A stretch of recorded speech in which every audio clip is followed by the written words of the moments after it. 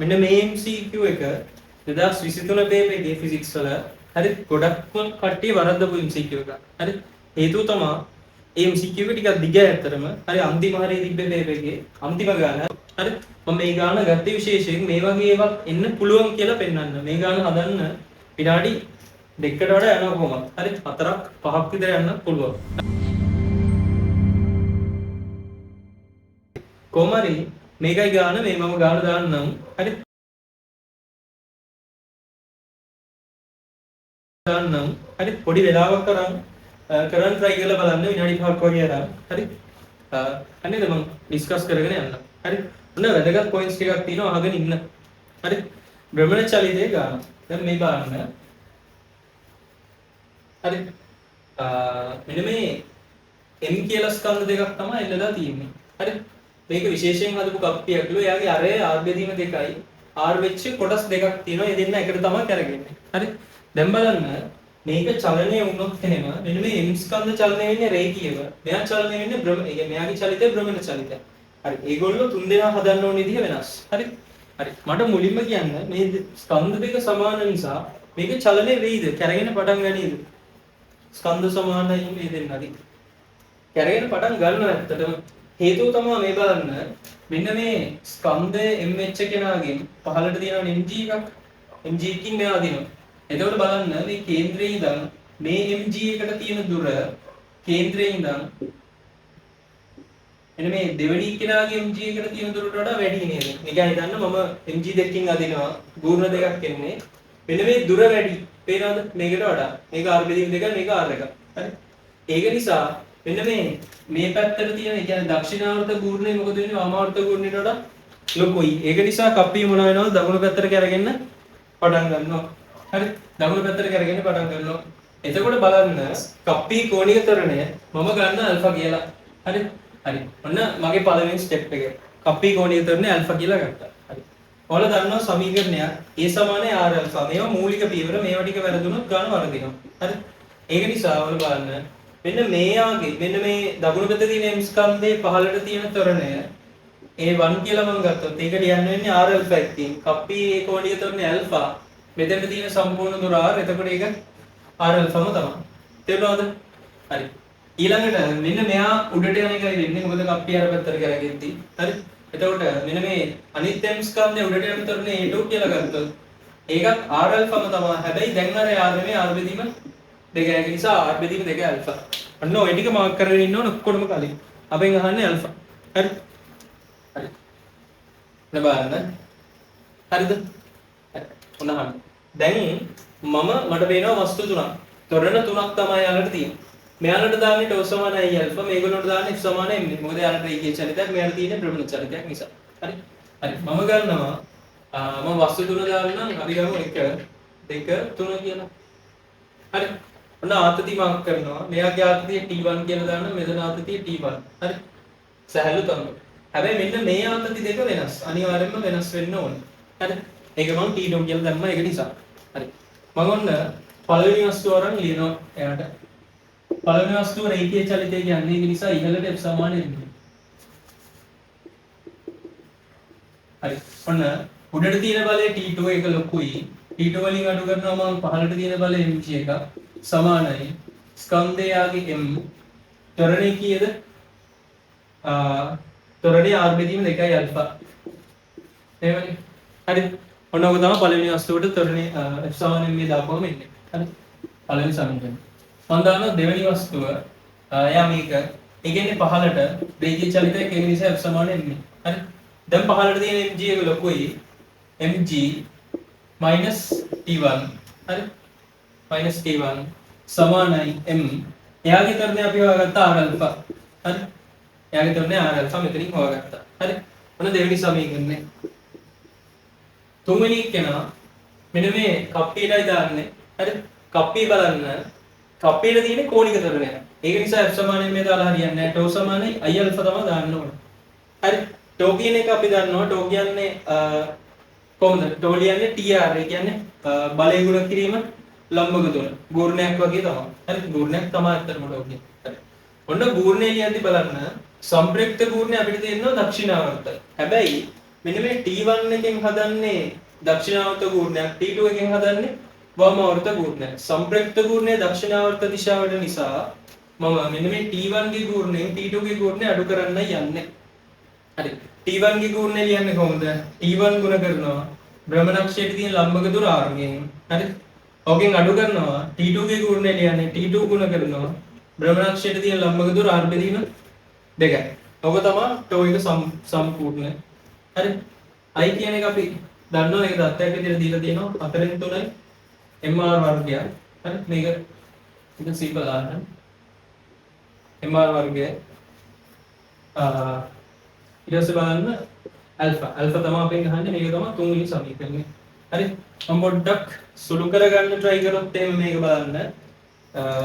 දැන් second page එකේ මෙහෙම කපන්න එපා. ඒ වුණාට මම කපනවා දැන් මේ r එකට මෙතනින් වර්ගයෙන් එකක් කැපෙනවා. හරි. හරි මේ බලන්න මෙතන එනවා T1 ඍණ T2 බෙදීම 2ක් සමානයි 3යි බෙදීම 4යි mr alpha කියලා එකක්. මම මේක 3 කියලා දාන්න. හරි. ඔන්න දැන් අපි සමීකරණ 3ක් ගත්තා. දැන් වැඩේ තමයි මේක වරද්දන්න නැතුව සුළු කරගන්න එක. හරිද? alpha තමයි අපිට හොයාගන්න ඕනේ අනිවාර්යයෙන්. හරි. alpha තමයි අපෙන් අහන්නේ. හරි. කොහොමද හදන්න යන්නේ මම? දැන් නිකන් හිතන්න මෙන්න මෙහෙම වැඩක්. මේ බලන්න මට T1y T2y ආන්සර් එක ඇතුලේ ඉන්නවද බලන්න. ආන්සර් එක බලන්න දීලා තියෙන ඔයාලට පේනවා. ආන්සර් එක දීලා තියෙන්නේ G සහ R පදවලින්. G කොහොමද ඉන්නවනේ මේකේ? මේ තියෙන්නේ G. MG ඇතුලේ ඉන්නේ. හරි. R ඉන්නවා. අපිට අනිත් කිසිම පදයක් ඕනේ නැහැ. හරි. මේක අපිට ගන්න. හරි. ඒක නිසා මෙන්න මේ T1 T2 කට්ටිය M එක කැපෙයි කොහොමද පස්සේ T1 T2 කට්ටිය සුළු වෙන, ඒ කියන්නේ අයින් වෙන විදිහට සුළු කරන්න ඕනේ. හරි. මම ඔන්න කරනවා වැඩ. බලන්න ඒක දිවල් දිනන සුළු කරන්න මම කරන්නේ නෙමෙයි. හරි. මෙයාම ගුණ කරනවා මම සම්පූර්ණයෙන් දෙකෙන් මුළු සමීකරණයම. එතකොට බලන්න එන්නේ 2ක් T1 ඍණ මේ දෙකට මේ දෙක කැපෙනවා. එතකොට මෙතන T2 එකක් එන්නේ. මෙතන බලන්න මෙතනින් දෙකක් කැපෙනවා. එතකොට තුනේදීම 2යි mr alpha එකක් තමයි එන්නේ. හරි. හරි. මෙතන දෙකක් T1 එකක් නේ තියෙන්නේ. ඒක නිසා මම මෙන්න මේ සමීකරණය දෙකෙන් වැඩි කරනවා. බලන්න 2ක් mg ඍණ 2ක් T1. දැන් සම්පූර්ණ සමීකරණය වැඩි වෙනවා. 2ක් mr alpha. හරි. අපි මේක දාමු 4 වෙනි සමීකරණය, මේක දාමු 5 වෙනි සමීකරණය කියලා. හරි. හරි ඔන්න බලන්න. දැන් බලන්න මෙතන ඉන්නවා 2ක් T1 කෙනෙක් ධන, මෙතන ඉන්නවා ඍණ 2ක් T1 කෙනෙක්, මෙතන ඉන්නවා ඍණ T2 එකක්, මෙතන තියෙනවා ධන T2 එකක්. මම මේ සම්පූර්ණ සමීකරණ තුන එකතු කරොත් මේ දෙන්නම කැපෙන්නේ නැද්ද? බලන්න. මම මේ සම්පූර්ණ සමීකරණ දෙකම තුනම එකතු කරනවා. කියන්නේ 1ට එකතු කරනවා 5 එකතු කරනවා. දැන් අපි ගත්ත 4 වෙනි එක. හරි බලන්න. අතන තියෙනවා T2 ඍණ mg එක. මේකෙන් එනවා +2mg -2t1. හරි. මේකෙන් එනවා බලන්න ධන 2ක් T1 ඍණ T2 එකක්. හරි. ඕක සමාන වෙනවා අනිත් පැත්තෙන් බලන්න. අතනින් එනවා mr alpha බෙදීම 2ක්. මෙතනින් එනවා 2ක් mr alpha එකක්. මෙතනින් එනවා බලන්න 3 බෙදීම 2යි mr alpha එකක්. හරි. හරි. එතන බලන්න. හරි. මේ බලන්න සුළු වෙනවා. හරි. මෙන්න මේ T2 එකට මෙතන T2 එක කැන්සල් වෙනවා. හරි.